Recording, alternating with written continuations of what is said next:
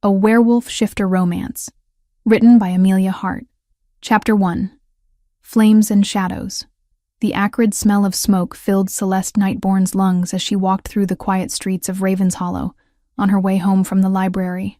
At 19, she had learned to keep her head down, avoid attention, and most importantly, never let anyone see what she was truly capable of. But tonight, as orange flames licked hungrily at the windows of the old house on Maple Street, all her carefully constructed walls came crashing down. "Help! Someone please help us!" The desperate cry pierced through the crackling of burning wood. Celeste stopped dead in her tracks, her heart clenching as she spotted a woman on the second floor, clutching a small child against the window. The fire had blocked their only exit, and there was no one else in sight. Celeste looked around frantically. The street was empty. No other pedestrians, no cars, no help coming. The fire department hadn't arrived yet, and by the time they did, it would be too late. "No," she whispered to herself, taking a step back. Not again, but the child's terrified screams shattered her resolve. Celeste closed her eyes, feeling that familiar, terrifying sensation begin to tingle beneath her skin. The energy that lived within her, waiting, wanting to break free. The power her mother had unknowingly passed down through generations of ancient bloodline. She raised her hands toward the burning house, and suddenly the air around her shimmered with an otherworldly light. The flames responded to her call, bending away from the mother and child as if pushed by invisible hands. A pathway of cooled air formed, allowing them to escape through the window and climb down safely. But as soon as they touched the ground, Celeste's control snapped. The energy exploded outward in a wave of raw magic that sent shockwaves through the surrounding area. The burning house's windows shattered completely, streetlights flickered and died, and the very ground beneath her feet cracked in spiderweb patterns. The magical shockwave hit the mother and child, causing them both to collapse unconscious but unharmed, a side effect she had learned to expect, but never fully control. Celeste fell to her knees, gasping as the power finally released its grip on her. She crawled over to the unconscious pair, checking their pulses with shaking hands. Both were breathing steadily. They would wake up soon with hazy memories of their escape, believing they had somehow managed it on their own. Over the years since her powers first manifested, she had discovered this blessing in disguise. Those overwhelmed by her magic rarely remembered the supernatural elements clearly. Relief flooded through her as she realized no one had witnessed what she was truly capable of. The mother and child were safe, unconscious but alive, and would wake up believing they had found their own way out in the chaos and confusion. From the shadows across the street, a figure watched with ancient eyes that had seen too much suffering and carried the weight of centuries. Hidden beneath a dark hood, the woman's expression mixed recognition with something that might have been regret as she observed the magical display. She had been waiting for this moment for 19 years, ever since she had felt the first stirrings of power in the newborn child, whose mother carried a bloodline she knew all too well. The mysterious figure stepped forward slightly, just enough to get a better look at Celeste's face. The resemblance was there, not physical, but something deeper, more fundamental, the same devastating potential that had once lived within her own heart, the same struggle between destruction and healing that she herself had faced centuries ago. "So it begins," she murmured, her voice carrying the weariness of someone who had watched this cycle play out in different forms across the centuries. The daughter of that bloodline awakens. But before Celeste could notice her presence, she melted back into the darkness, leaving only the faintest trace of lavender and old magic in the air. A signature few would recognize, but one that spoke of power both ancient and terrible. Celeste finally managed to stand, her legs shaking violently. She had saved 2 lives tonight, but she had also lost control again. The house would burn to the ground now, and even though the mother and child were safe, she couldn't stay to explain or help further. She never could, just like when she was 16 and had accidentally destroyed half the town library during a panic attack, her magic responding to her emotional turmoil by shattering every piece of glass within a 3-block radius. Just like when she was 14 and had shattered every mirror in her foster home after a nightmare about the night her parents died. Each catastrophic loss of control had taught her something new about containing the power. Through desperate necessity and countless small accidents, she had slowly built mental walls around her abilities, imperfect barriers that could contain the worst of the magical backlash, but never eliminated entirely. The control was hard-won through years of isolation and fear, learned not from any teacher, but from the painful consequences of letting her emotions run unchecked. But she was dangerous, a monster hiding in human skin, carrying a legacy she didn't understand but couldn't escape. Her parents' death when she was 8 years old remained shrouded in mystery. She remembered fragments, armed figures breaking into their home in the middle of the night, her mother's terrified screams as she tried to protect Celeste, and a burning sensation in her chest that felt like her very soul was being torn apart. Her powers had manifested the very next day, as if her mother's death had somehow awakened something that had been waiting dormant in her blood. Her Aunt Margaret had taken her in after that, but Margaret had been afraid of her from the very beginning. Every time something strange happened, a glass breaking when Celeste was upset, lights flickering during her nightmares, Margaret would flinch and make excuses to leave the room. When Margaret died 3 years ago, Celeste had been almost relieved. No more walking on eggshells, no more pretending to be something she wasn't. The sound of approaching sirens made her stomach drop. She couldn't be here when they arrived, couldn't answer questions she didn't have answers to. With one last look at the destruction she had inadvertently caused, Celeste turned and ran. She didn't stop until she reached her small apartment above the used bookstore where she worked. With trembling hands, she unlocked the door and stumbled inside, collapsing onto her worn sofa. Her apartment was sparse but comfortable. Books lined every available surface, creating a fortress of knowledge and escapism around her lonely existence. She had learned early that stories were safer than people. Characters in books couldn't judge her for what she was, couldn't fear her unpredictable abilities. Celeste stared at her hands, still feeling the echo of power thrumming beneath her skin.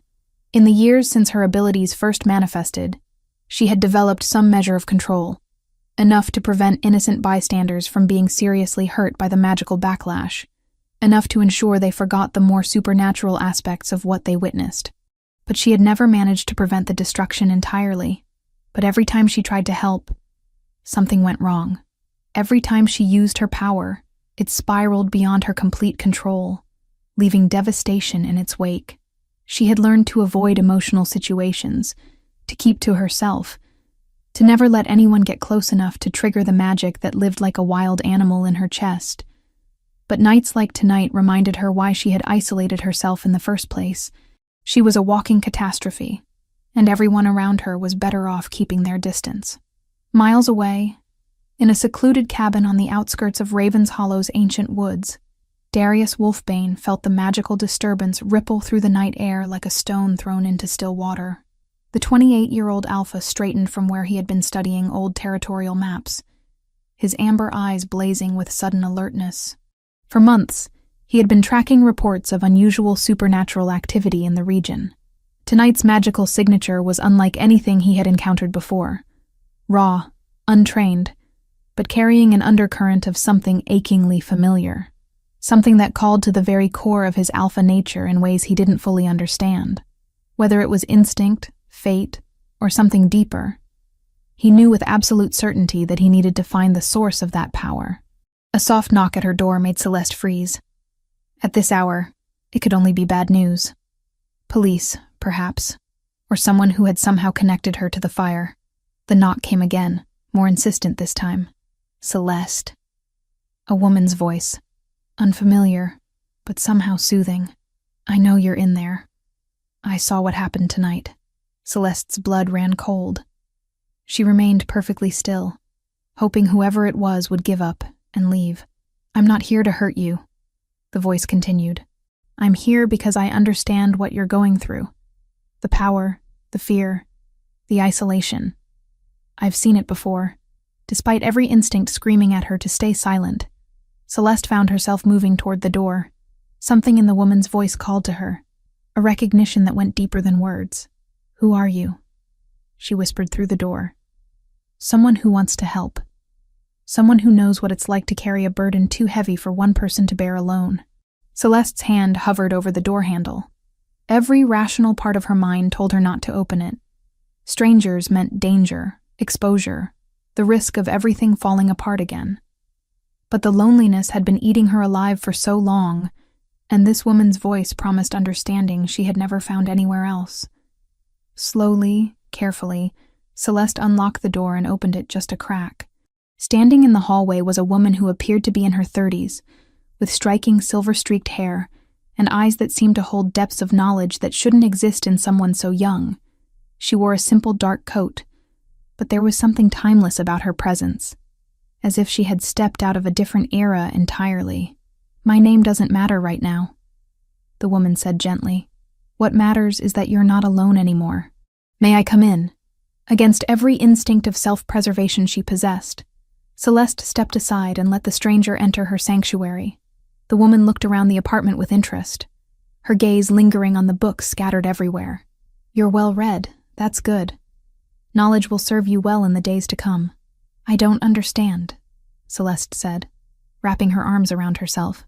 "How do you know about what I can do?" The woman turned to face her, and for a moment, Celeste could have sworn she saw centuries of sadness reflected in those ancient eyes. "Because I've been watching over you for a very long time, child. And because your power is far greater than you realize. Greater and far more dangerous." Chapter 2.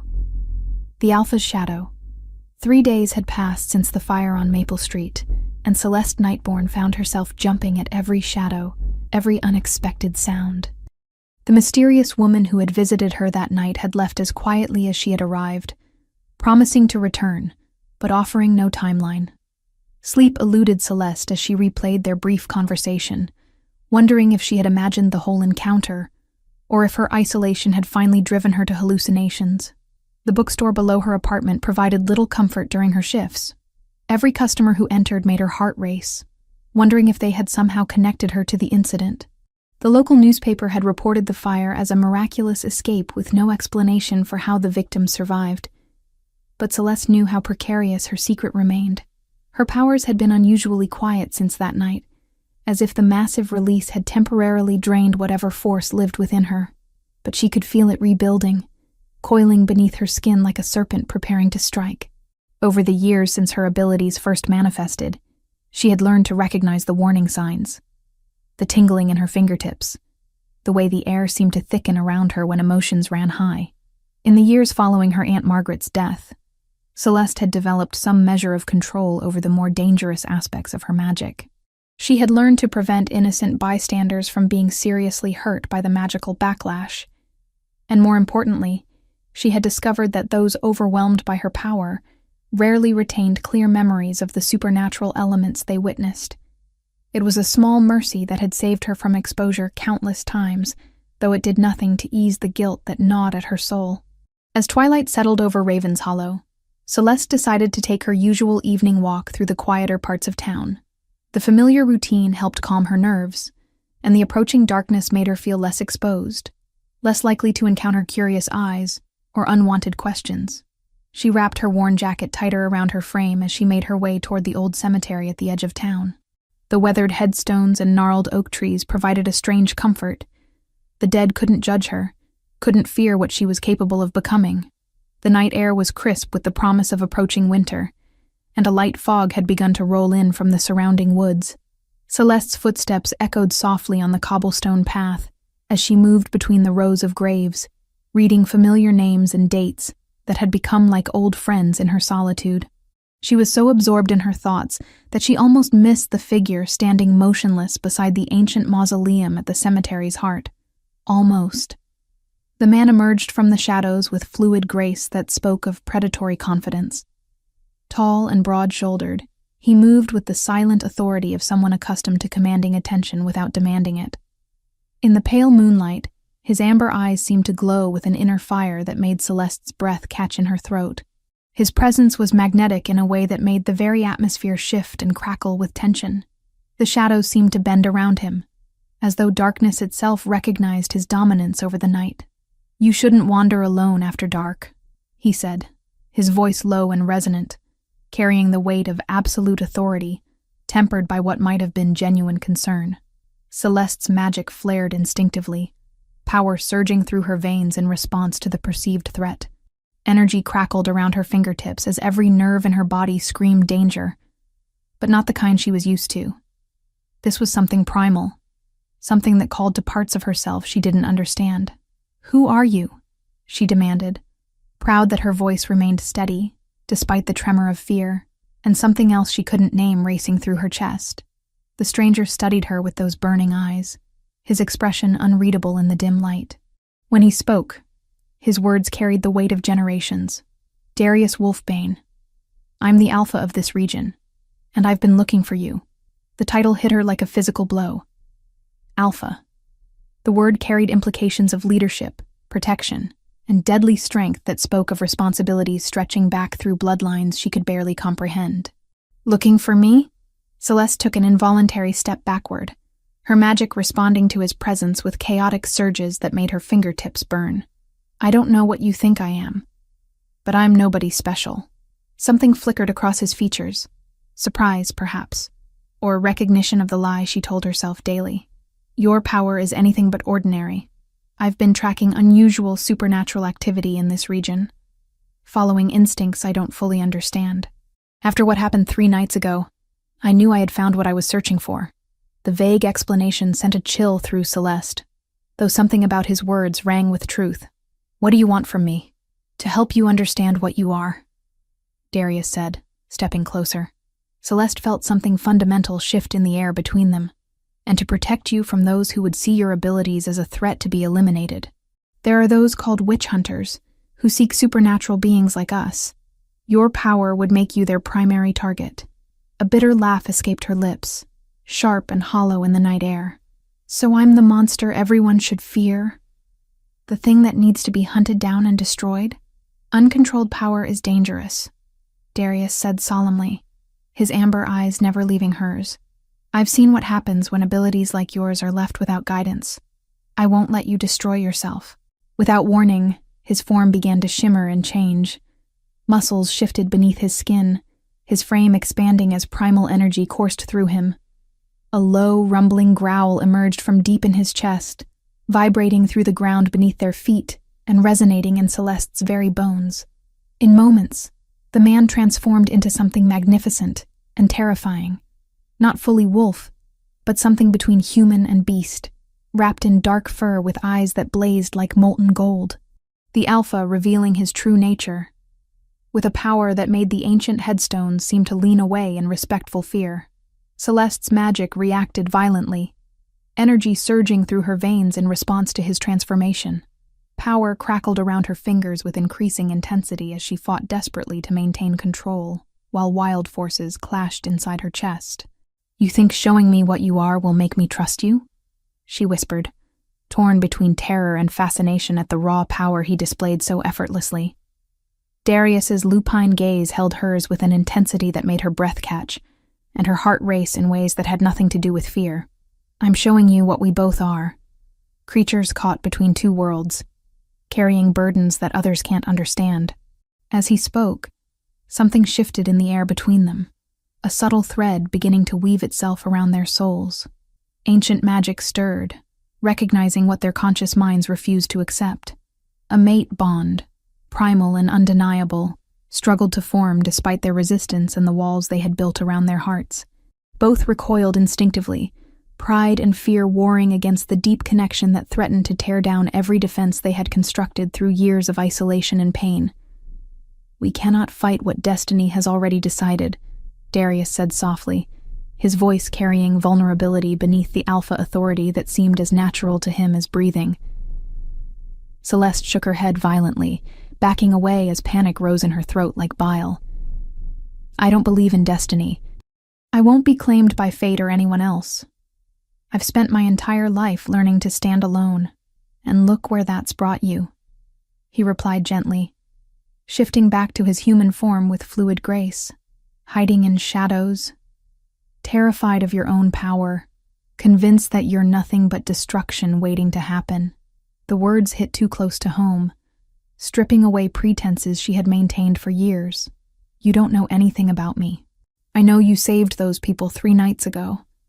even knowing it would expose you to danger. I know you've been carrying this burden alone since you were a child, and I know that standing alone against what's coming won't be enough to protect you. From the darkness beyond their confrontation, concealed in shadows that seemed to bend around her form, the mysterious woman from Celeste's apartment watched with ancient eyes full of knowing sadness. She had witnessed this dance before, the delicate balance between power and choice, between love and destruction, between salvation and damnation.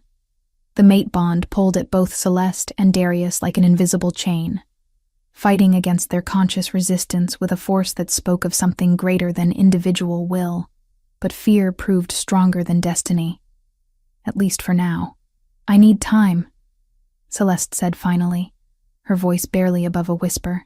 This is all too much, too fast. Darius nodded slowly, understanding flickering in his amber eyes. Time is a luxury we may not have, but I won't force you to accept what you're not ready for. Just remember, you're not as alone as you think you are. The night deepened around them, swallowing their fears and desires in its endless embrace. Without another word, Celeste spun on her heel and fled, her footsteps echoing through the cemetery as she ran from a destiny she neither wanted nor understood. Behind her, Darius remained motionless among the ancient graves, watching her disappear into the shadows, while the mate bond pulled at his soul like a chain he was powerless to break. Above them both, the mysterious woman melted back into the darkness, her mission of observation complete for another night. Each of Celeste's hurried steps carried her closer to a fate that would either save or damn them both, while somewhere in the distance, forces beyond their understanding continued their patient hunt for the girl whose power could reshape their world. Chapter 3. Ancient Guidance. The sleepless nights that followed Celeste's encounter with Darius Wolfbane felt like an eternity compressed into mere hours. Every shadow seemed to harbor watching eyes. Every whisper of wind through her apartment windows carried the promise of approaching danger. The mate bond he had spoken of pulled at something deep within her chest, a constant ache she couldn't ignore or understand. Her shifts at the bookstore became exercises in paranoia. Celeste found herself cataloging every customer, every passerby on the street, wondering if they were ordinary humans or something far more dangerous. The witch hunters Darius had warned her about could be anyone, anywhere, and the knowledge that they were actively seeking her made even the most mundane interactions feel like potential traps. On the fourth night after their cemetery meeting, the mysterious woman returned. Celeste was curled up on her sofa, surrounded by books on folklore and mythology she had been desperately searching through for any mention of powers like hers, when the soft knock came. This time, she recognized the gentle but insistent rhythm immediately. "I told you I would return," the woman said when Celeste opened the door. Up close, in the warm light of the apartment, her ageless features were even more striking. "It's time you learned the truth about what you carry within you." "The truth?" Celeste stepped aside to let her enter, noting how the woman moved with the same fluid grace she had observed in Darius. "Everyone seems to know more about me than I do myself." The woman smiled sadly, settling into the worn armchair across from Celeste's sofa. "That's often the way with power that runs as deep as yours.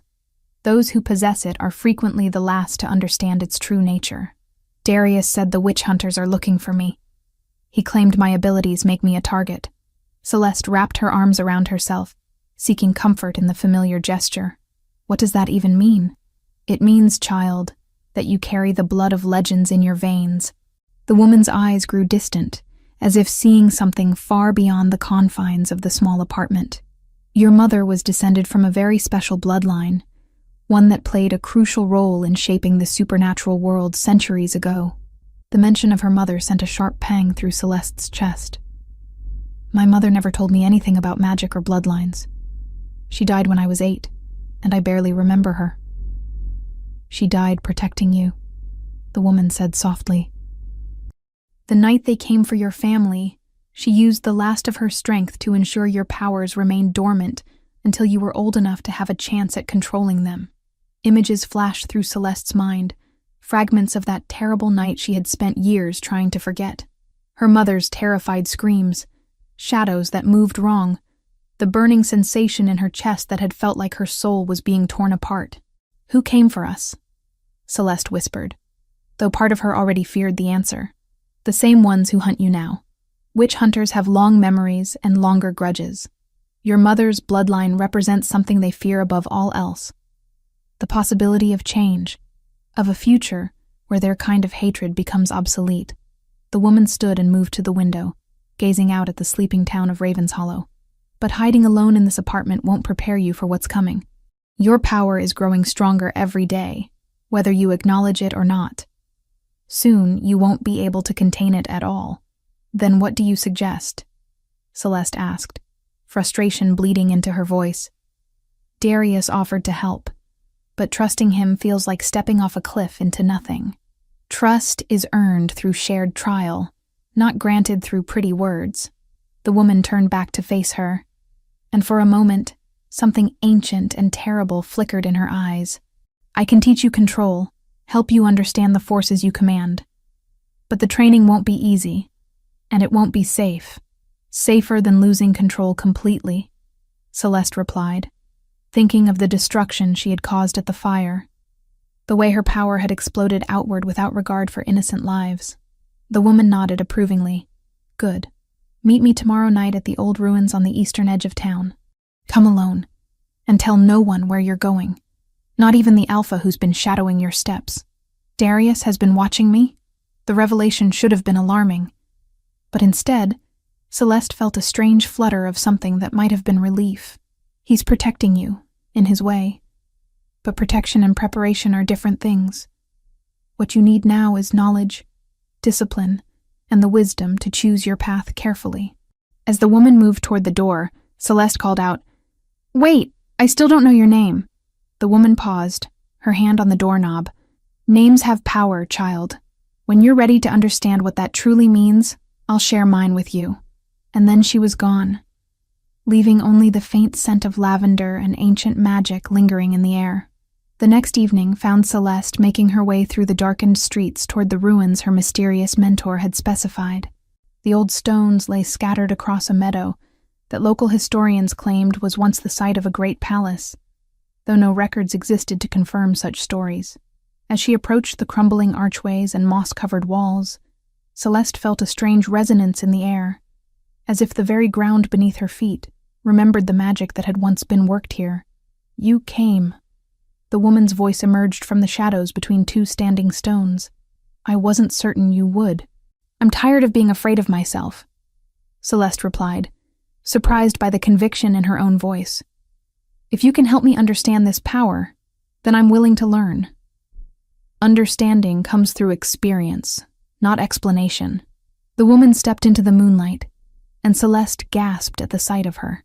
Here, among the ancient ruins, she seemed to glow with an inner light that spoke of magic older than memory. "Your first lesson begins now." "What kind of lesson?" Celeste asked, even as she felt her power responding to the woman's presence, magic stirring beneath her skin like recognition calling to recognition. "The kind that will determine whether you become master of your abilities or slave to them." The woman raised her hands, and suddenly the air around them shimmered with energy that made Celeste's breath catch. "Your power is like a river, child. Left unchecked, it can flood and destroy everything in its path, but properly channeled, it can nurture life and growth." Without warning, the woman gestured sharply, and Celeste felt something slam into her magical defenses. Not an attack, but a test. Her power flared in response, energy crackling around her fingers as she struggled to maintain control. "Don't fight it," the woman instructed, her voice carrying calm authority. "Guide it. Show it where you want it to go instead of simply trying to hold it back." For hours, they worked among the ruins, with Celeste learning to shape her magic, rather than simply containing it. The woman proved to be a demanding but patient teacher, pushing Celeste to her limits while ensuring she never lost complete control. "Better," the woman said, as Celeste successfully redirected a surge of power into the ground rather than letting it explode outward. "But you're still thinking like a victim of your abilities rather than their commander." "It's not that simple," Celeste panted, exhaustion making her legs shake. This power has been destroying things since I was 8 years old. How do I suddenly start thinking of it as something I can control? By remembering that every choice shapes the next. The woman's expression softened slightly. Your mother faced the same struggle, and she chose love over fear, protection over destruction. That choice echoes in your blood, giving you the potential to be something the witch hunters have never encountered before. A rustling in the undergrowth around the ruins made both women freeze. The woman's eyes sharpened, scanning the shadows with predatory alertness. "We're not alone," she murmured, her voice barely audible. From the darkness beyond the standing stones, a familiar figure emerged. Darius stepped into the moonlight, his amber eyes taking in the scene with careful assessment. "The witch hunters have confirmed your location," he said without preamble, his gaze fixed on Celeste. "They'll move within days, possibly hours." "How many?" the woman asked, and Celeste noticed she showed no surprise at Darius's appearance, as if she had been expecting him. "At least a dozen. They've been tracking supernatural activity in this region for months. Someone is coordinating them." Darius's expression darkened. "They know about the fire on Maple Street, and they know about the power signature it left behind." Celeste felt ice form in her veins. "Then they know it was me. They know someone with significant magical ability was responsible," Darius corrected. "But they don't yet know your identity or exact location. That advantage won't last long." The woman moved closer to Celeste, her expression grim. "Your training will have to accelerate. What I planned to teach you over weeks must now be compressed into days." "I can help," Darius offered, his gaze never leaving Celeste's face.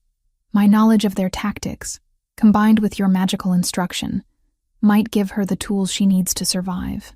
Celeste looked between them, these two powerful beings who had somehow found themselves aligned in protecting her.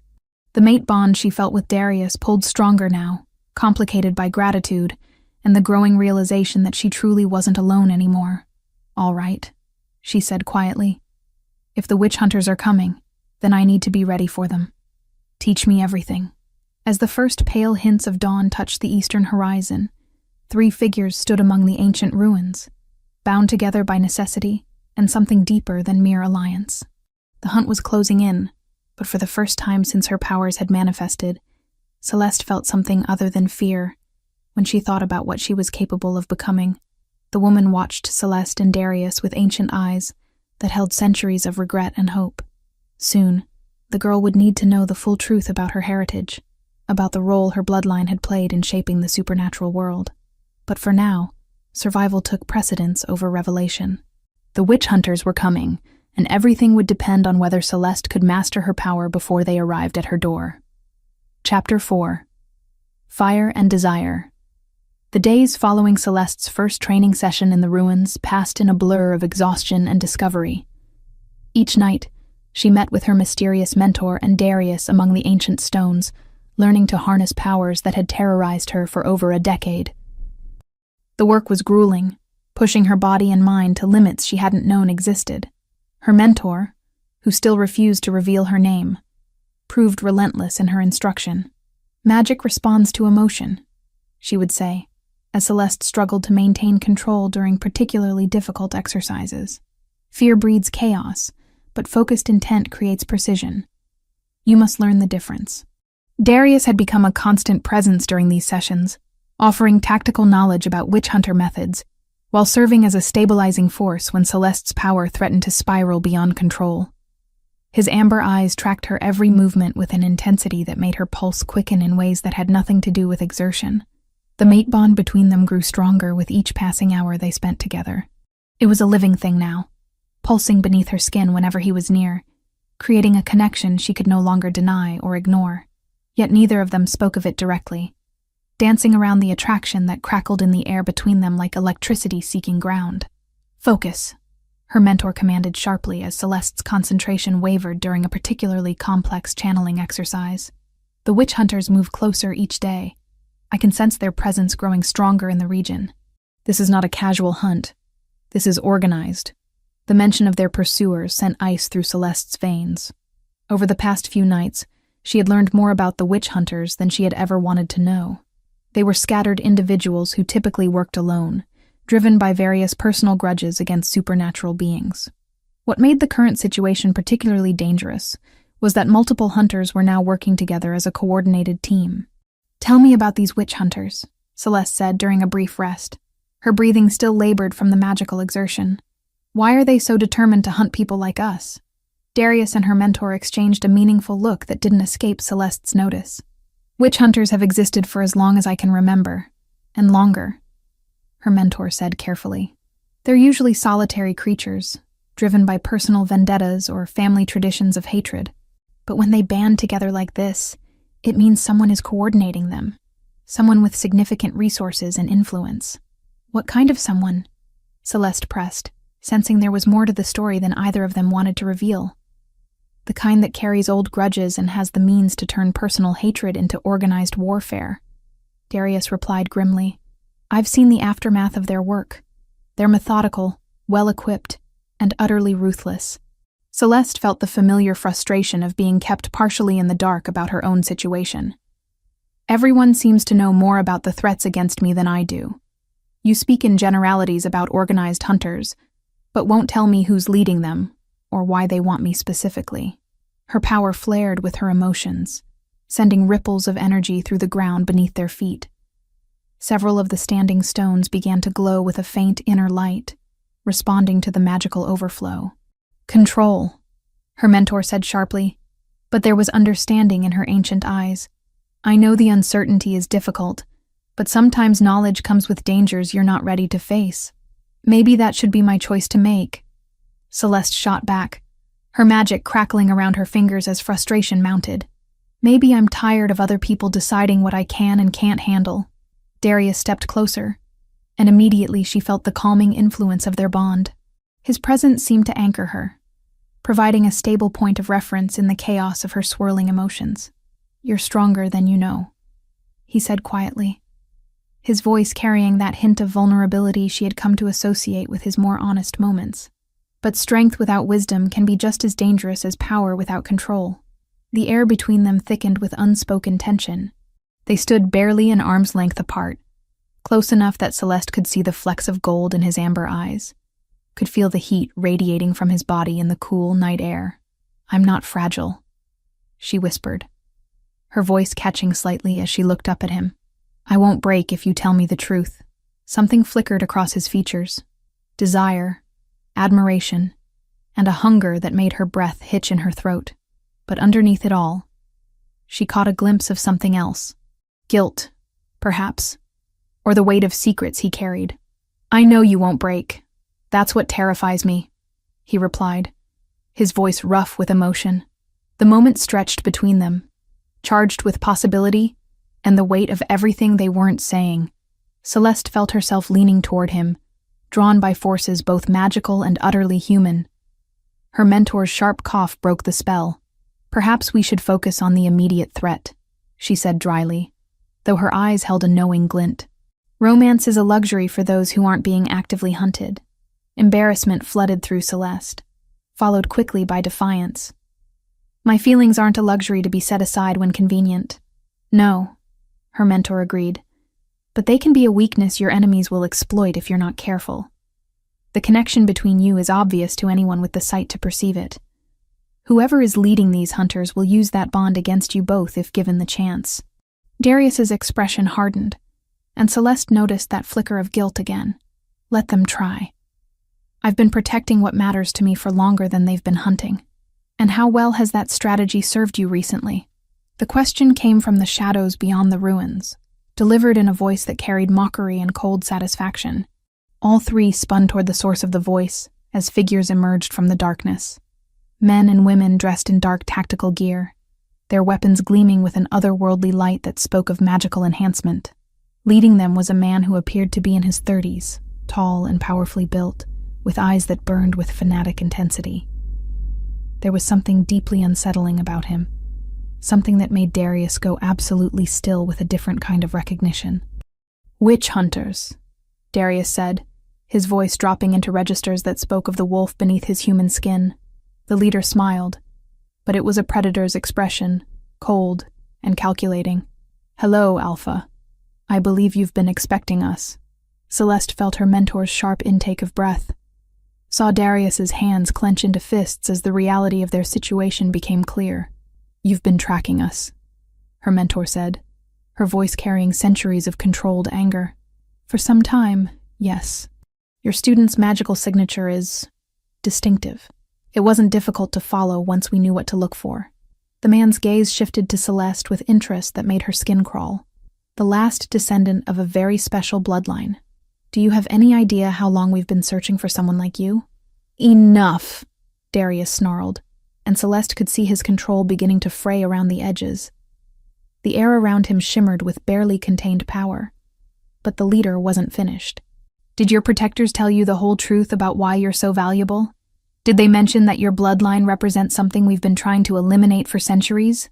The words hit Celeste like physical blows. She turned to look between Darius and her mentor, searching their faces for denial, for any sign that the hunter was lying. The guilt and pain she saw there told her everything she needed to know. "What truth?" she whispered, her voice barely audible above the pounding of her own heart. "The truth about what your power really represents. The truth about why your kind can never be allowed to flourish again." The hunter's eyes blazed with fanatic certainty. "But perhaps most importantly, the truth about whether your alpha is protecting you, or using you to draw us out for his own revenge." Darius's jaw worked silently for a moment, and Celeste felt something cold settle in her chest as she saw the way he couldn't quite meet her eyes. "Is it true?" she asked, her voice growing stronger, even as her world threatened to tilt on its axis. The witch hunters had formed a loose circle around them, their enhanced weapons trained on all three figures in the center. Their leader watched the drama unfold with obvious satisfaction. "You see how it is, girl," he called out. "Everyone has been lying to you about who they really are and what they really want. But we're here to offer you clarity." Celeste's mentor stepped forward, power beginning to radiate from her in waves that made the ancient stones hum with resonance. "Enough talk. If you want her, you'll have to go through both of us." "Oh, I intend to," the hunter replied. "But first, I think our young friend deserves to know exactly who she's been trusting." The battle erupted without further warning. Witch hunters attacked from all sides while their leader held back, watching with predatory interest. Celeste's mentor moved with deadly grace, her magic striking down attackers with precision born of centuries of experience. But Celeste stood frozen in the chaos, her power surging wildly as emotions tore through her like a hurricane. The leader's words echoed in her mind, mixing with the guilt she had seen in Darius's eyes and the desperate way her mentor fought to protect her. "Focus!" her mentor shouted over the sounds of battle. "Channel your power or we all die here." Looking around at the violence surrounding her, at Darius fighting desperately against multiple opponents, at her mentor wielding magic with lethal efficiency, Celeste made a choice. She stopped trying to control her power, and instead let it flow through her like a river finding its course. Energy exploded outward from her in waves, but this time it was directed, purposeful. The witch hunters' enhanced weapons shattered under the magical assault, their formations breaking as they were forced to retreat. But even as she fought, questions burned in her mind. Who was their leader? What had he meant about her bloodline? And most painfully, was there truth to his suggestion that Darius had been using her as bait? The battle raged on among the ancient ruins, supernatural beings fighting for their lives against enemies who carried grudges as old as memory, while around them the very stones seemed to whisper of secrets that had been buried far too long. Entendi? Você quer que eu... Chapter 5. Shattered Truths. The battle among the ancient ruins raged with a violence that seemed to tear at the very fabric of reality itself. Celeste's power flowed through her like molten lightning, no longer the chaotic force that had terrorized her for years, but a directed weapon that shattered witch hunter formations and sent their enhanced weapons spinning into useless fragments. But even as she fought with newfound control, the leader's words burned in her chest like poison. The suggestion that Darius had been using her as bait, the hints about her bloodline representing something the hunters had sought to eliminate for centuries. It all swirled together in a maelstrom of betrayal and confusion that threatened to overwhelm her hard-won discipline. The witch hunter leader remained at the edge of the conflict, his calculating gaze fixed on the three supernatural beings as they fought for their lives.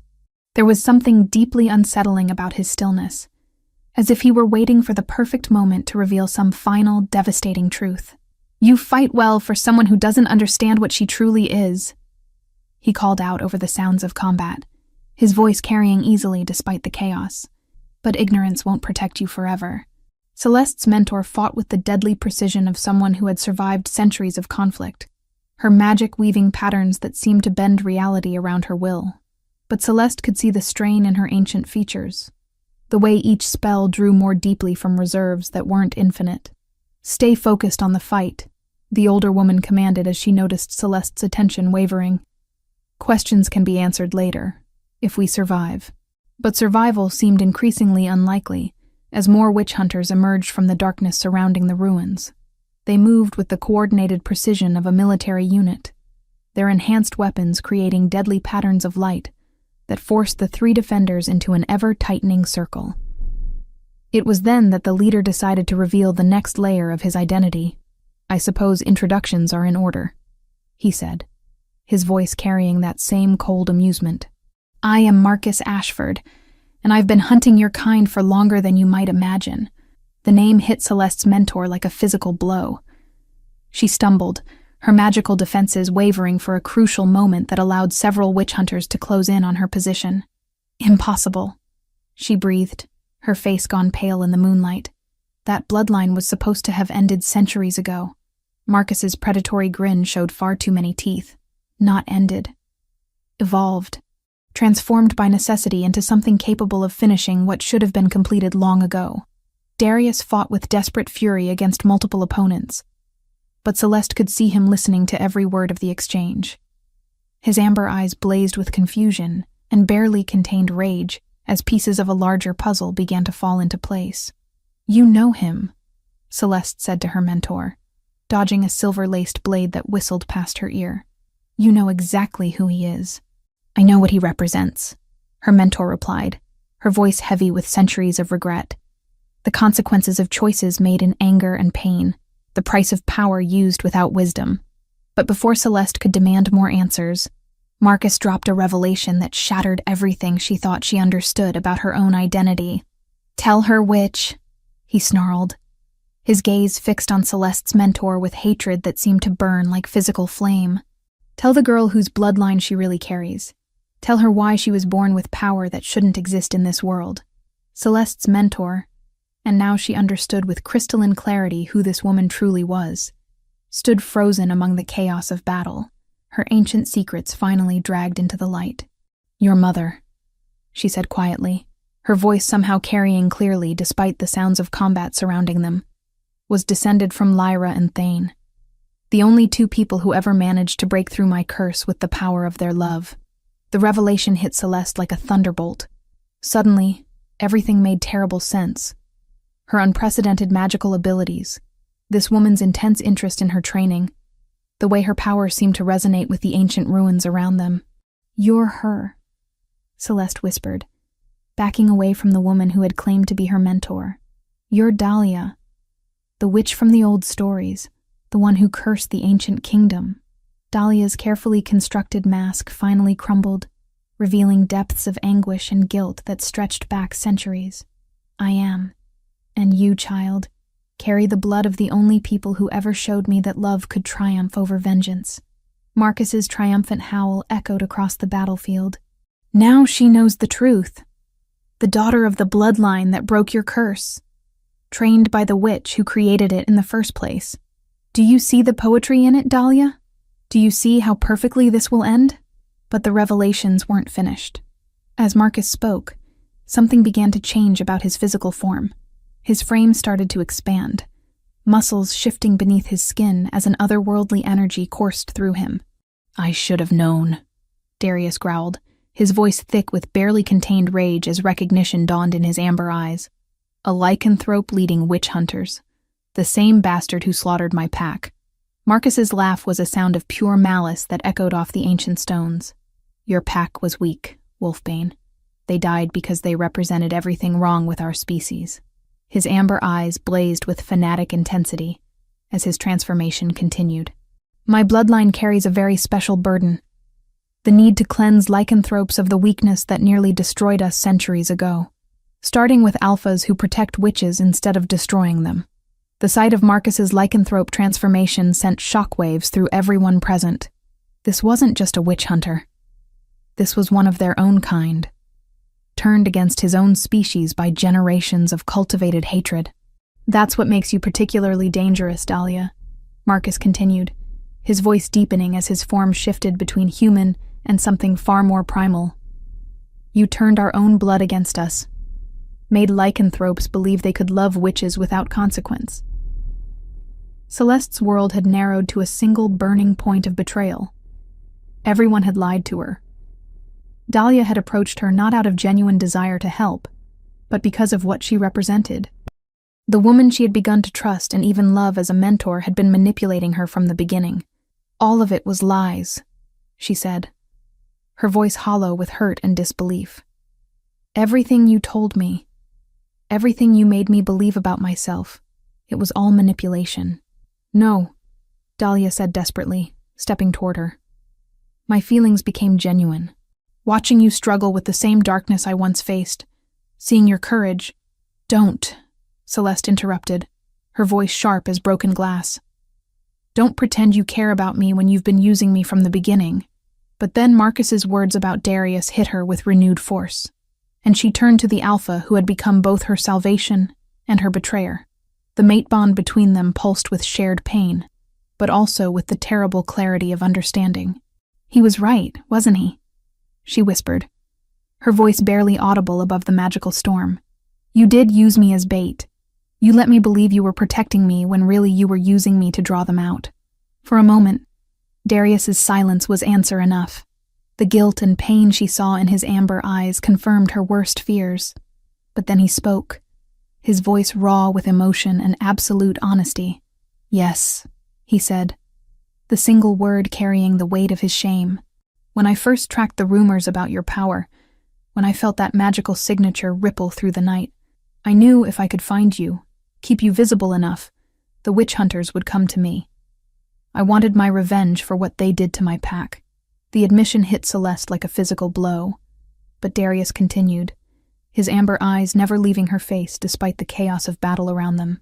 "But that changed the moment I saw you in that cemetery," he said, his voice growing stronger. "Standing there in the moonlight, terrified but defiant, carrying all that power and pain alone. In that instant, everything shifted. You weren't bait anymore. You were you, the woman I was already falling in love with, even though I didn't understand it yet." Celeste felt her breath catch as he stepped closer, despite the witch hunters still fighting around them. "I came there planning to use you," Darius continued, his voice thick with regret and love. "But I left there knowing I would die before I let anyone hurt you. The mate bond, your courage, the way you looked at me like I might actually be worth trusting. It changed everything. From that night forward, every choice I made was about protecting you, not using you." The honesty in his words, the raw vulnerability in his amber eyes, cut through Celeste's anger like sunlight through storm clouds. The mate bond between them pulsed with the truth of his confession, and she could feel that he meant every word. Marcus Ashford, now fully transformed into his lycanthrope form, larger and more powerful than any normal shifter, his amber eyes blazing with centuries of inherited hatred, raised his voice above the magical chaos. "Do you see now why our kinds cannot coexist? Witches bring nothing but corruption and chaos. Even those who claim to love them end up as collateral damage in their destructive wake." The words were meant to break whatever remained of the bonds between Celeste, Dahlia, and Darius. And for a terrifying moment, it seemed they might succeed. But then Celeste looked at Dahlia's ancient eyes, saw centuries of regret, and the desperate hope that this time, things might end differently. She looked at Darius, bloodied and exhausted, but still standing ready to protect her, despite everything Marcus had revealed, despite the painful honesty of his confession. And she made a choice. Instead of letting her power consume everything in its path, she pulled it back into herself, accepting the pain, but refusing to let it define her. The magical storm began to subside, though the ancient stones continued to glow with residual energy. "I'm not you," she said to Marcus, her voice carrying clearly across the battlefield. I won't let old hatred and betrayal turn me into something monstrous. That ends here. Marcus's eyes blazed with fury as he realized his psychological warfare had failed. Then you'll die, as naively as your ancestors lived. But before he could launch himself at Celeste, Dahlia stepped forward, her own power crackling around her in patterns that spoke of magic older than written history. She won't die at all, Dahlia said quietly, her voice carrying absolute certainty. Because I won't let the same mistakes be repeated. Not again. The final confrontation was about to begin, with centuries of hatred and betrayal coming to a head among ruins that had witnessed far too much blood already. But this time, Celeste would face it not as a victim of her own power or others' deceptions, but as someone who had chosen love and trust over vengeance and isolation. The mate bond that connected her to Darius pulsed with renewed strength, strengthened rather than broken by his honesty, and even her complicated relationship with Dahlia carried the possibility of redemption. Whatever happened next, she would not face it alone.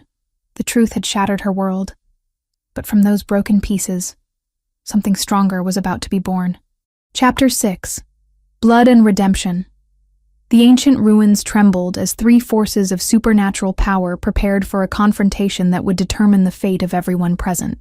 Dahlia stood between Marcus Ashford and Celeste, her centuries-old magic crackling around her like controlled lightning, while the lycanthrope descendant of ancient kings radiated fury that seemed to darken the very air around him. Celeste felt the weight of revelation crushing down on her chest. Everything she had believed about her mentor, about her own heritage, about the people she had begun to trust. All of it had been built on foundations of ancient secrets and carefully constructed deceptions. Yet beneath the betrayal burned something stronger. The mate bond that connected her to Darius, despite his own admission of using her as bait, and a growing understanding that love could exist even in the shadows of lies. "Stand aside, witch," Marcus snarled, his transformed lycanthrope form radiating power that spoke of royal bloodlines and centuries of cultivated hatred. "Your student needs to learn the same lesson her ancestors should have taught you. That mixing lycanthrope blood with magical corruption leads only to destruction." Dahlia's laugh was bitter as winter wind. "Corruption? Is that what you call the love that broke my curse of vengeance? The same love that gave your ancestor a chance at redemption he was too proud to accept?" The witch hunters had formed a wider circle around the confrontation, their enhanced weapons gleaming in the ethereal light that emanated from the glowing stones. But they seemed content to let their lycanthrope leader handle what had become a deeply personal battle between ancient enemies. Darius moved to stand beside Celeste, his own injuries forgotten in the face of greater threats. The mate bond between them pulsed with shared determination, though it was now tainted with the pain of his deception and her knowledge of it. "This ends tonight," he said quietly, his amber eyes fixed on Marcus. "Your vendetta has already cost too many lives." "My vendetta?" Marcus's voice dropped to a growl that seemed to shake the ground beneath their feet. "Your precious witch destroyed an entire kingdom because she couldn't accept that political alliances sometimes require personal sacrifice. My ancestor's marriage to a human princess would have secured peace for generations." Dahlia's expression cracked, revealing pain that had festered for centuries. "He promised me everything, and then discarded me like I was nothing. I was young, foolish, and consumed by power I didn't understand. But at least I learned from my mistakes." "And what did you learn?" Marcus demanded, beginning to circle them with predatory intent. "That hiding in shadows and manipulating children is somehow better than honest hatred?" "I learned," Dahlia replied, her voice growing stronger, "that revenge consumes everything it touches, leaving nothing but ash and regret. I learned that love is stronger than vengeance, and that redemption is possible, even for those who have fallen furthest into darkness." Celeste felt something shift inside her as she listened to the exchange. These weren't just words about ancient history. They were a mirror of her own struggles with power and control, with the choice between destruction and creation. "You're both wrong," she said suddenly, her voice cutting through the tension like a blade. "This isn't about ancient grudges or political alliances or even about me. This is about fear." All eyes turned to her, and she felt the weight of their attention like physical pressure. But she continued, her power humming beneath her skin like a controlled flame. Marcus, you're afraid that lycanthropes are somehow less pure because some of us choose to love witches. Dahlia, you're afraid that you can't be forgiven for the mistakes you made centuries ago. And Darius, she turned to look at the Alpha who had become both her salvation and her betrayer. You're afraid that if you tell me everything, including why you really sought me out, I'll leave you like everyone else you've ever lost. Darius's expression went raw with vulnerability. Celeste, but I'm not leaving, she continued, her voice gaining strength. Not because I don't care about the lies and the manipulation, but because I understand why you all felt you needed them. You've all been carrying so much pain for so long that you've forgotten how to trust anyone with the truth. Marcus's predatory circling stopped as he focused on her with renewed intensity. Pretty words, girl. But words won't change the fundamental corruption that runs in your bloodline. You want to talk about corruption? Celeste's power flared, but this time it was controlled, purposeful. Then let's discuss a lycanthrope who leads witch hunters, who denies his own nature while hunting others who simply want to exist in peace. The barb hit home. Marcus's lycanthrope form seemed to waver for a moment, as if her words had struck at some deep source of his self-hatred. I chose duty over weakness, he snarled, but there was less certainty in his voice now. You chose isolation over connection, Celeste countered. You chose to let an ancient hurt define your entire existence instead of choosing to grow beyond it. Without warning, Marcus launched himself at her, his lycanthrope strength propelling him forward with deadly speed. But Dahlia was faster, her magic creating a barrier of force that sent him tumbling backward among the ancient stones. But Celeste realized that brute force alone wouldn't end this. Marcus's hatred ran too deep, and the witch hunters were too numerous. What was needed was something different, something that addressed the root cause rather than just the symptoms. She closed her eyes and reached deep into her power, not seeking destruction, but understanding. The ancient stones around them hummed with residual magic from centuries past, and she let herself connect with that energy, drawing on the collective memory of love and redemption that Lyra and Thane had left behind. When she opened her eyes, they blazed with inner light that made even the combatants pause in their struggle. Enough, she said, and her voice carried across the battlefield with supernatural authority. This ends now. Her power flowed outward. But instead of the destructive force Marcus expected, it was something entirely different. Healing energy washed over the ancient ruins, mending cracks in stone and earth, while bringing clarity to minds clouded by centuries of pain and hatred. Marcus staggered as the magic touched him, his lycanthrope form wavering as something deep within his psyche cracked open. For a moment, Celeste saw past his hatred to the wounded soul beneath. A man who had been told from birth that his very nature was a corruption to be cleansed, who had internalized that hatred until it became the defining characteristic of his existence. You don't have to carry this, she said gently, her power still flowing around them like warm sunlight. The choice your ancestor made, the pain Dahlia caused, none of that has to define who you are now. But even as her magic worked to heal old wounds, Marcus fought against it with desperate fury. I won't be corrupted by witch magic, he snarled, though his voice carried less conviction than before. It's not corruption, Dahlia said quietly, her own power joining with Celeste's in a display of magical harmony that made the very air shimmer. It's what I should have offered your ancestor, instead of vengeance. It's what love looks like when it's given freely instead of demanded as payment for political alliance. The combined magic of the two witches created a resonance that spread outward, touching every person present. The witch hunters lowered their weapons, confusion replacing the fanatic certainty that had driven them. Some of them began to back away entirely, their enhanced bindings to Marcus's will weakening under the assault of healing energy. Marcus himself fell to his knees among the glowing stones, his lycanthrope form shifting back to human as centuries of accumulated pain finally found release. Tears streamed down his face as he looked up at Dahlia with eyes that held recognition instead of hatred. I remember you, he whispered. Not from stories or bloodline memories, but I remember the woman my ancestor loved before politics tore them apart. Dahlia knelt beside him, her ancient features soft with compassion. And I remember the young Alpha who wanted to unite our peoples through love instead of conquest. We both made different choices, but it's not too late to choose differently now.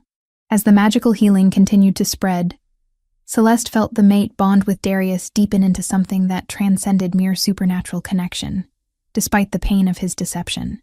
He stood beside her, his amber eyes full of wonder and love that needed no words to express, but also carrying the weight of truths yet to be spoken. "You did it," he said softly. "You broke the cycle." But Celeste shook her head, smiling as she looked around at the ancient ruins that no longer whispered of old pain but sang with new possibilities. "We did it. All of us. Together." The witch hunters had largely dispersed, their purpose dissolved along with their leader's hatred.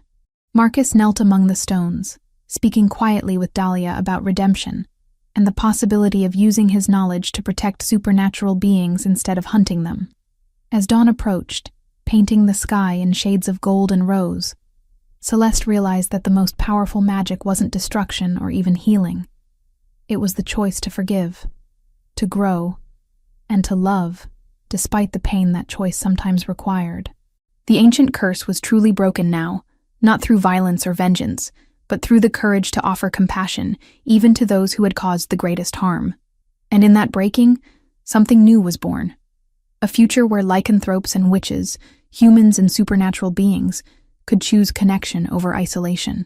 Standing among the ruins where so much pain had been carried for so long, Celeste felt the weight of her heritage not as a burden, but as a gift. She was the daughter of love that had conquered vengeance, the student of a witch who had learned wisdom through centuries of regret, and the mate of an alpha who had chosen protection over revenge, even if his methods had been deceptive. The dawn was theirs, and with it, the promise of a world remade through the simple radical act of choosing love over fear. But beneath that hope lay the knowledge that truths still needed to be spoken, that Darius's admission of using her as bait was only the beginning of revelations yet to come. For now, though, they had won something precious. The chance to build a future based on healing rather than hatred, on love rather than fear. And as the sun rose over Raven's Hollow, it illuminated not just the transformed ruins, but the transformed hearts of those who had chosen forgiveness over vengeance. Chapter 7. Sacred Bonds. The dawn that broke over Raven's Hollow painted the ancient ruins in shades of gold and amber, casting long shadows that seemed to dance with the lingering magic still humming through the weathered stones. The battle was over, but its aftermath had left everyone changed in ways both profound and subtle. Marcus Ashford sat among the broken stones where his ancestors' hatred had finally found peace. His face streaked with tears that spoke of centuries of burden finally lifted. The witch hunters who had followed him were gone, scattered to the winds when their leader's fanatic certainty crumbled under the weight of healing magic and long overdue forgiveness. Celeste stood at the heart of the ruins, her power flowing around her like gentle sunlight rather than the destructive storm it had once been. The weeks of training, the revelations about her heritage, the confrontation with ancient enemies, all of it had led to this moment of clarity where she finally understood what it meant to be the daughter of love, triumphant over vengeance.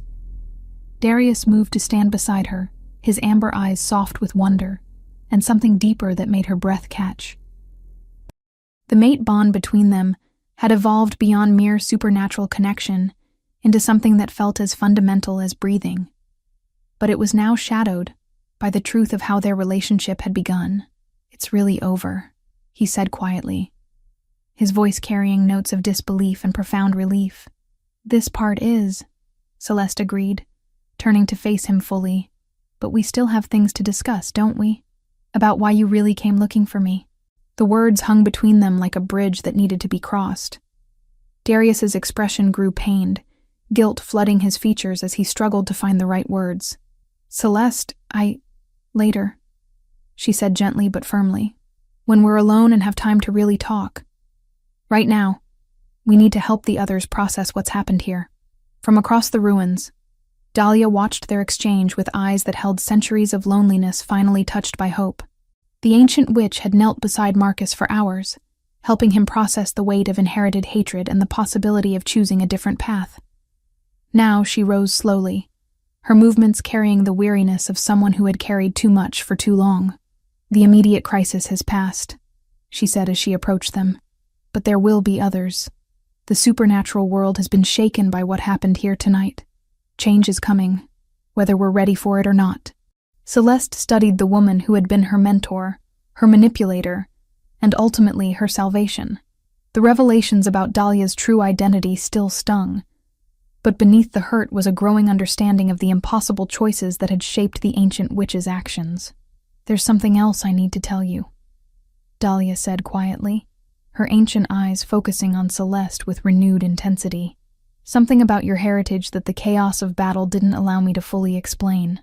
Celeste straightened, sensing the weight of another revelation. "What about my heritage?"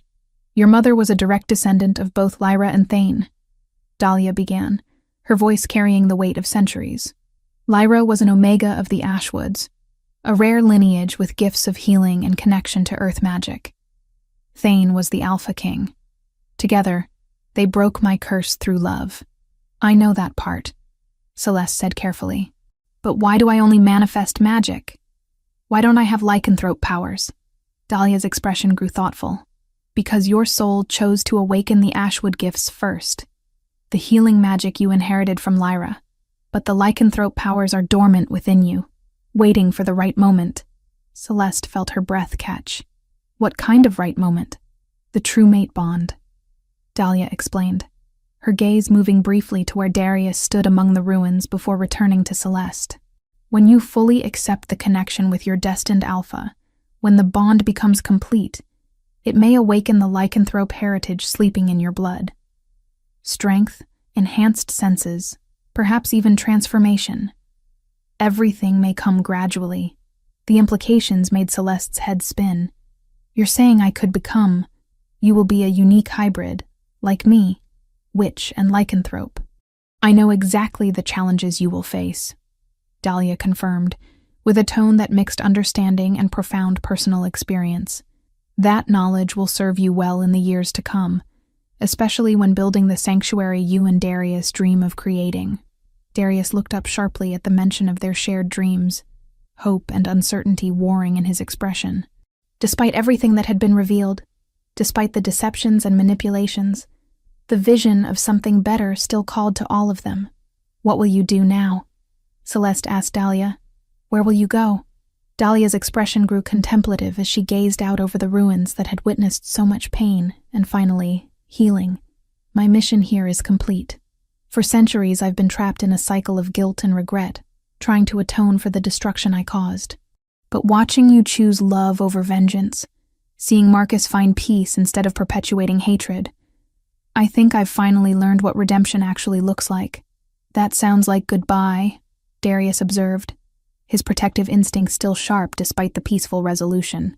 "Not goodbye," Dahlia replied with a smile that transformed her ancient features. "Think of it as, until we meet again.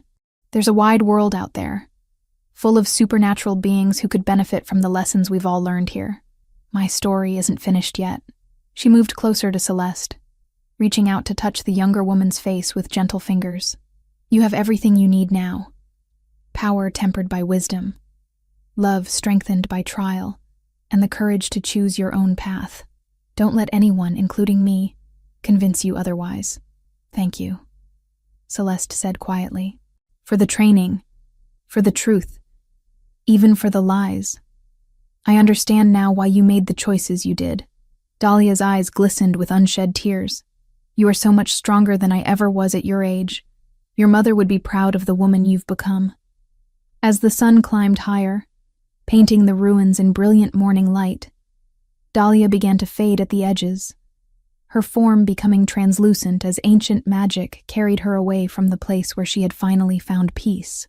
"Remember," her voice came as a whisper on the morning breeze, "power without love consumes, but love without courage accomplishes nothing. You have both now. Use them well."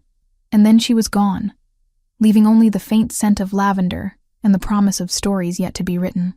Marcus approached them hesitantly, his face still showing the strain of emotional transformation, but his eyes clear for the first time in generations.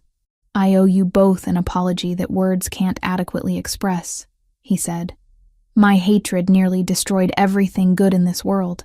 Hatred inherited isn't the same as hatred chosen. Celeste replied gently. What matters is what you choose to do now. Marcus nodded slowly. I have connections throughout the supernatural hunting networks. Resources, safe houses, information networks that could be turned toward protection instead of persecution. It won't erase what I've done, but it might prevent others from walking the same dark path. Redemption is a journey, not a destination, Darius said, his alpha authority lending weight to the words. But if you're serious about changing course, there are a lot of supernatural beings who could use an ally with your resources. As Marcus walked away to begin the long process of dismantling the hatred he had spent his life building, Celeste and Darius found themselves alone among the ruins that had become the birthplace of their new beginning. The mate bond hummed between them, no longer a source of conflict, but a foundation that would need to be rebuilt with honesty. Darius turned to face her fully, his hands hanging at his sides as he struggled with words that needed to be spoken. Celeste, about what Marcus said, he began, his voice rough with emotion. About me using you as bait. I know it's true, she said quietly, her brown eyes meeting his amber ones without flinching. I could see it in your face when he said it. The guilt you've been carrying. Darius's shoulders sagged as if a great weight had been lifted, but his expression remained pained. I intercepted rumors about someone with your abilities. I knew if I could find you first, keep you safe but visible enough, the witch hunters would come. I told myself I was protecting you, but the truth is, I wanted them to come to me. I wanted my revenge for what they did to my pack. And somewhere along the way? Celeste asked, stepping closer to him. Somewhere along the way, I fell in love with you, he said, his voice breaking slightly. Completely and utterly in love with you. Not because of some supernatural bond or ancient destiny, but because of who you choose to be every single day. Your courage, your compassion, your refusal to let pain turn you bitter. All of it. Tears gathered in Celeste's eyes as she reached up to cup his face in her hands. I love you too, the real you, with all your protective instincts and stubborn nobility, and the way you see the best in people even when they can't see it in themselves, even with your mistakes and your guilt and your need for revenge that nearly got us all killed. The kiss that followed was soft and deep, carrying promises of shared tomorrows built on truth rather than deception. Around them, the ancient ruins seemed to sigh with satisfaction, as if the stones themselves approved of this ending that was really a beginning. When they finally broke apart, Darius rested his forehead against hers, his amber eyes bright with possibility and hope. So, what happens now? Do we try to build something real together, despite how it started? Celeste smiled, her hand finding his as naturally as breathing. We build something better, something honest, and we help others who are struggling with powers they don't understand or hearts that have been broken by hatred. A school? Darius's eyes lit up with renewed purpose. Somewhere safe for supernatural children to learn control and acceptance. A school, a sanctuary, a place where different kinds of magic can coexist and strengthen each other. Celeste agreed. What do you think? Ready to help me change the world for real this time? Darius's grin was answer enough, but he spoke anyway. With you? I'm ready for anything. And this time, I promise to tell you the truth about everything, even when it's painful. As they walked away from the ancient ruins hand in hand, the morning sun warming their faces and the mate bond singing with contentment between them, Celeste felt the weight of her heritage settle into something comfortable and strong.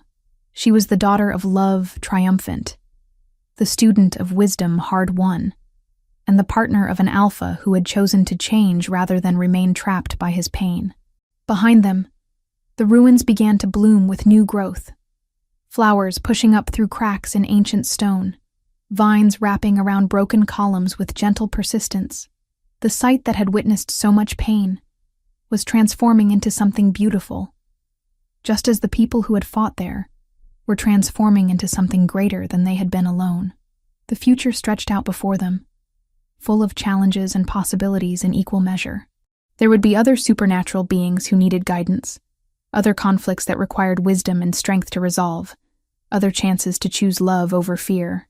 But whatever came next, they would face it together. The last alpha of his bloodline, and the witch who had learned to heal instead of destroy, bound by love deeper than magic and stronger than destiny itself, built on a foundation of truth rather than convenient deceptions. The dawn was theirs, and with it, the promise of a world where power served love instead of fear, where differences were celebrated rather than feared, and where the children of tomorrow would inherit hope instead of hatred. It was the first day of forever, and they were ready to embrace every moment of it, honestly, completely, and together. Chapter 8. Forever Bound. 2 years had passed since the battle at the ancient ruins, and Raven's Hollow had transformed into something its founders could never have imagined. The sleepy town now served as the heart of a growing network of supernatural sanctuaries. Its borders expanded to accommodate the steady stream of families seeking refuge and education for their gifted children. The Nightborn Wolfbane Academy, as it had come to be known, occupied the renovated manor house and its surrounding grounds.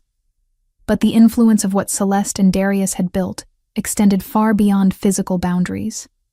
Safe houses operated in 12 states, staffed by graduates who carried their philosophy of integration and acceptance to communities that had never known such possibilities existed.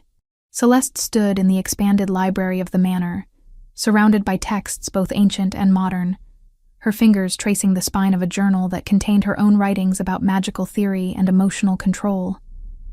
At 21, she had become one of the most respected voices in supernatural education, though she still sometimes marveled at how far she had traveled from the terrified young woman who had once hidden from her own abilities. Her powers had grown exponentially over the past 2 years, not in raw strength but in precision and nuance. She could now weave healing magic so subtle it seemed like natural recovery, create protective barriers that lasted for months, and most importantly, teach others to find their own balance between power and restraint. The lycanthrope abilities that Dahlia had predicted remained dormant, though she sometimes felt stirrings of enhanced strength and awareness during moments of intense emotion, or when the mate bond with Darius pulsed particularly strongly. The sound of familiar footsteps made her look up as Darius entered the library, his presence immediately warming the space around him. At 30, he had grown into his role as both alpha protector and educational administrator with natural grace. The responsibilities of leadership sat easily on his shoulders, tempered by the wisdom he had gained through their shared trials and the honesty they had fought to build between them. The quarterly council meeting went well, he reported, settling into the chair beside her desk. Representatives from 8 different supernatural communities, and not a single territorial dispute or resource conflict to mediate. Celeste smiled, setting aside her journal to give him her full attention. Remember when we thought getting witches and lycanthropes to work together was ambitious? Now we have vampires teaching night classes, selkies running aquatic therapy sessions, and that phoenix who handles conflict resolution for the most volatile cases. Darius shook his head in amazement. Sometimes I think we accidentally created something much larger than either of us intended. The best things usually happen that way, Celeste replied, reaching for his hand. The mate bond between them had deepened over the years, into something that felt as essential as breathing, a constant source of strength and comfort that enhanced rather than defined their relationship. Built on truth and tested by trials, it had become unshakable. Their fingers intertwined naturally, calloused from training and work, but gentle with each other. The simple contact sent warmth through both of them, a reminder of the connection that had survived betrayal, battle, and the everyday challenges of building something unprecedented. "There's something I want to show you," Darius said, his voice carrying a note of excitement that made Celeste raise an eyebrow. "A surprise I've been working on for months. I thought we agreed no more surprises after you tried to secretly install a full gymnasium in the East Wing," Celeste teased, though she was already rising from her chair. "This is different," he promised, leading her toward the door. "This is personal." They walked through halls that hummed with quiet activity. Evening study sessions were in progress, with small groups of students from various supernatural backgrounds working together on everything from basic magical theory to advanced shape-shifting control. The sight still filled Celeste with deep satisfaction. Young people who would grow up knowing that their abilities were gifts to be developed, rather than curses to be hidden. Darius led her outside, where the autumn air carried the scent of wood smoke and the last blooming flowers of the season.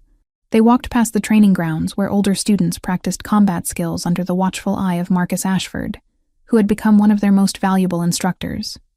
His transformation from hunter to protector had been complete, and his knowledge of supernatural weaknesses had proven invaluable in teaching defensive techniques. "Where exactly are we going?" Celeste asked, as they continued past the main buildings toward a section of the grounds she rarely visited. "Patience," Darius replied with a grin that made her stomach flutter in the most pleasant way. "We're almost there."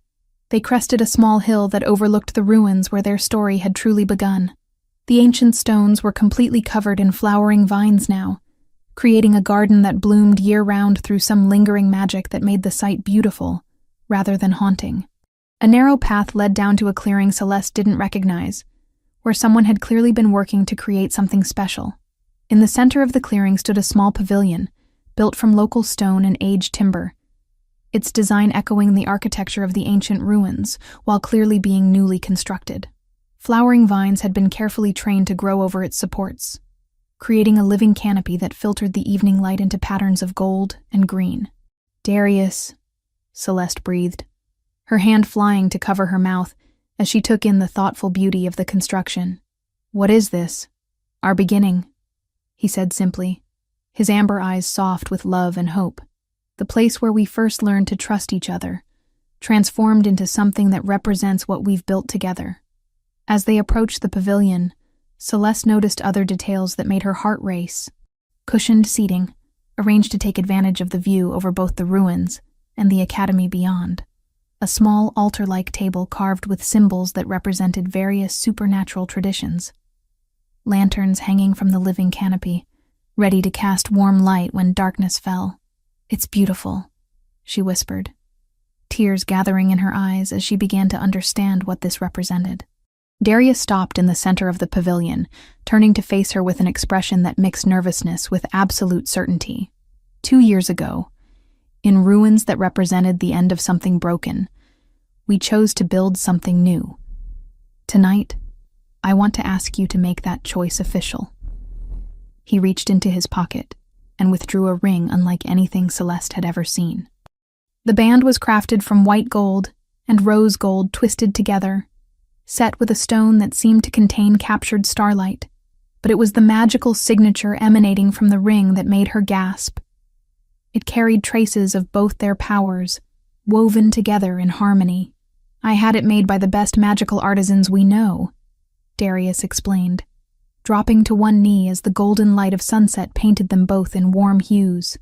"The stone was created by binding samples of our magic together, so it represents not just a promise between us, but a fusion of what we are individually into something greater." Celeste's tears flowed freely now as she looked down at the man who had become her anchor, her partner, her greatest love. "Darius, Celeste Nightborn," he said formally, his voice carrying the weight of absolute sincerity. "Will you marry me? Will you bind your life to mine not just through supernatural bonds, but through choice and ceremony, and the promise to face whatever comes next together? Will you forgive me for the deceptions that brought us together and help me build a future based on truth?" The answer came from her heart, before her mind had fully processed the question. "Yes," she said, laughing through her tears as joy bubbled up inside her like champagne. "Yes, of course, yes." He slipped the ring onto her finger, and immediately she felt their magical signatures resonate in harmony. The ring fit perfectly, its weight both substantial and comfortable, as if it had always belonged there. Darius rose and pulled her into his arms, spinning her around the pavilion as they both laughed with pure happiness. When he set her down, they were both breathless and grinning like teenagers despite everything they had been through. "I love you," he said, cupping her face in his hands. "Not because fate chose you for me, but because every day you choose to be the most incredible woman I've ever known, even when you choose to forgive someone who doesn't deserve it." "I love you too," she replied, her hands coming up to cover his. "My alpha, my partner, my heart. The man who learned to choose truth over convenience and protection over revenge." The kiss that followed was soft and deep, carrying promises of shared tomorrows and the sweet certainty of love that had been tested by fire and emerged stronger. Around them, The pavilion seemed to glow with approval, as if the magic they had woven into this place recognized the significance of the moment. When they finally broke apart, the sun had fully set, and the lanterns Darius had hung began to illuminate automatically, casting warm light over their private celebration. "So," Celeste said, admiring the ring that caught and reflected the lantern light like a captured star. "When were you thinking?" "Whenever you want," Darius replied, "though I was hoping for something here, surrounded by the family we've chosen and the community we've built." "Spring," Celeste said immediately, "when everything is blooming and new again, when we can have the ceremony outside and invite everyone who's become part of our story."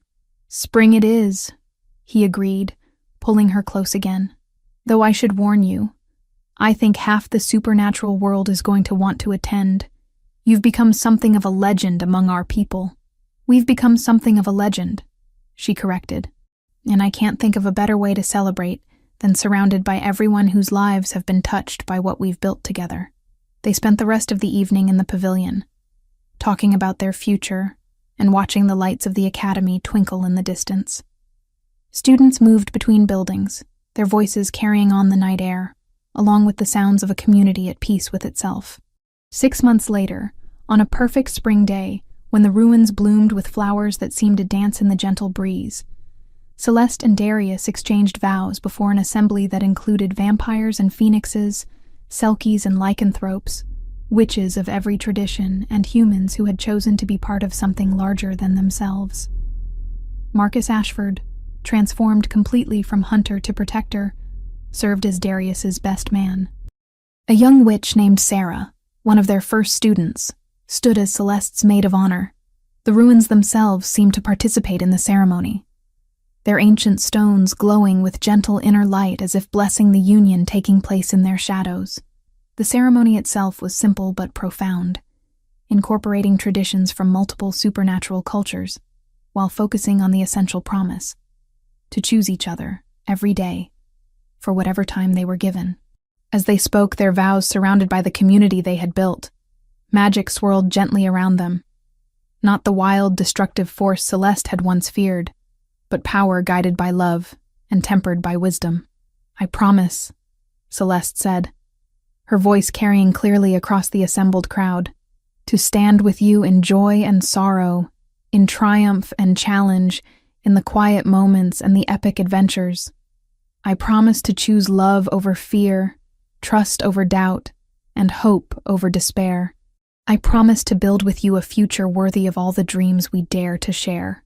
"I promise," Darius replied, his amber eyes never leaving her face, "to protect not just your body, but your dreams, not just your present, but your possibilities.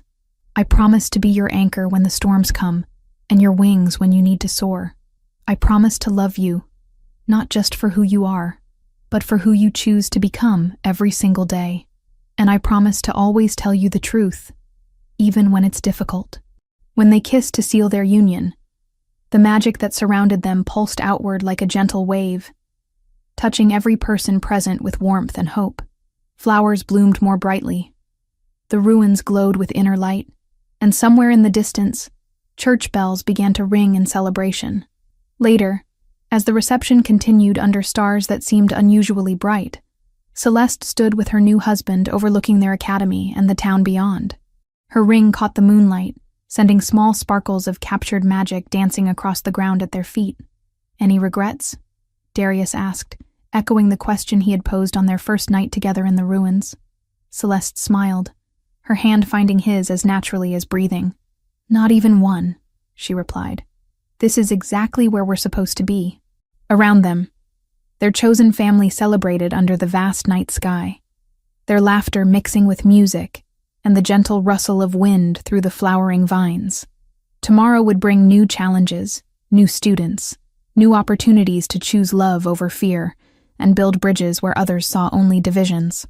But tonight was perfect, complete, and entirely theirs. The daughter of love triumphant, and the alpha who had learned to choose truth over convenient deception stood together under the stars, bound by vows deeper than magic and stronger than destiny. Their story had begun with fire and shadow, but it had become something luminous and lasting, a testament to the power of choosing hope, even in the darkest of times. The future stretched before them, bright with promise and full of possibilities they would explore together.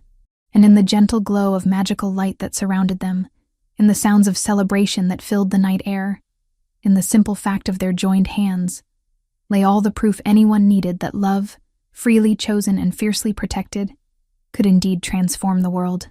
Their beginning was complete, but Celeste and Darius's journey is only the beginning of something much greater. In Raven's Hollow and beyond, other souls are awakening to powers they don't understand, battling ancestral fears, and seeking the same transformative love our protagonist discovered. The supernatural world pulses with untold stories, witches discovering their magical heritage, alphas confronting imposed destinies, and beings of unimaginable power walking among the shadows. Each carries secrets that could change everything. And what of Celeste and Darius? Their academy flourishes, but whispers arrive from distant lands about ancient forces stirring. Dahlia remains a mystery. Where have her steps led her? Has Marcus found true redemption? Or are there more chapters in his transformation? Some say that on full moon nights, when wind blows through the flower-covered ruins, echoes of magic still dance in the air. Others claim to have seen familiar figures walking among the ancient stones, as if certain stories never truly end. The truth is that the love which broke centuries-old curses left marks on the world, waves of change still spreading, touching lives we may never know exist. For now, we leave our protagonists in their well-deserved happiness. But destiny has mysterious ways of interweaving paths, and some stories are too grand for a single journey. The end.